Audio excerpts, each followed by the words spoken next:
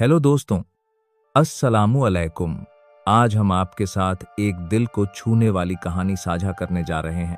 यह कहानी है एक ऐसे नौजवान की जिसने अपनी जिंदगी के मुश्किल लम्हों में अल्लाह से दुआ मांगी और फिर देखा कि कैसे रब ने उसके लिए रास्ते आसान कर दिए। आज की कहानी का विषय है एक दुआ जो जिंदगी बदल गई। कहानी। जो रात से समझ गया वो दिन से नहीं डरा। शहर सो रहा था, मोबाइलों की रोशनी में डूबा हुआ शहर, जहां लोग बिस्तरों पर लेटे थे लेकिन दिलों में बेचैनी जाग रही थी। उसी शहर में एक नौजवान था, साद। उम्र जवानी की थी लेकिन हौसला टूटा हुआ था। दिन भर कहता रहता था, काम नहीं मिलता, लोग साथ नहीं देते, हालात बहुत खराब हैं, वक्त ही बुरा चल रहा है।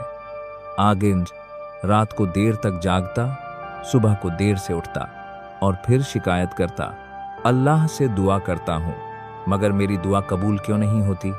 एक रात काफी बीत चुकी थी। घर पूरी तरह खामोश था, मोबाइल बिस्तर पर पड़ा था। अचानक साद की आंख खुल गई। कोई ख्वाब नहीं था, कोई आवाज नहीं, बस दिल भारी था। उसने घड़ी देखी। यह वह समय था जब लोग गहरी नींद में होते हैं और रहमतों का दरवाजा खुला होता है। वह उठकर बैठ गया। उसके दिल में एक सवाल उठा, अगर आज मेरी आखिरी रात हो तो क्या मैं ऐसे ही सोया रहूं? उसका बदन कांप गया। पहली बार वह खड़ा हुआ, वुजू किया, 2 रकत नमाज पढ़ी। कोई लंबी दुआ नहीं, कोई दिखावा नहीं, बस इतना कहा, या रब, मैंने लोगों से बहुत उम्मीदें लगा ली थीं, आज से सब कुछ तेरे हवाले। नमाज के बाद वह देर तक वहीं बैठा रहा। ऐसा लगा जैसे सीने पर रखा हुआ बोझ धीरे धीरे उतर रहा हो। सुबह का फैसला। सूरज निकला, कमरे में रोशनी फैल गई। पहले साद इसी समय सोया रहता था। आज उसने उठने का फैसला किया। माँ ने पूछा, बेटा आज भी कोई काम नहीं? साद ने जवाब दिया, अम्मी आज मैं खुद ढूंढूंगा। मेहनत की शुरुआत। शहर के बाहर मजदूरों की जगह थी। कोई ईंट उठाता था, कोई लकड़ियां काटता था। साद के कपड़े साफ थे, हाथ मुलायम थे। लोगों ने देखकर कहा, यह 2 दिन भी नहीं टिकेगा। पहला दिन हाथ छिल गए, दूसरा दिन कमर दुखने लगी, तीसरा दिन पसीना ऐसा बहा जैसे अंदर की कमजोरी बाहर निकल रही हो। रात को बिस्तर पर गिरते ही नींद आ जाती थी। मोबाइल देखने की ताकत भी नहीं बचती थी। अंदर की तब्दीली। अब साद शिकायत नहीं करता था। अगर धूप होती कहता, सब्र सिखाया जा रहा है।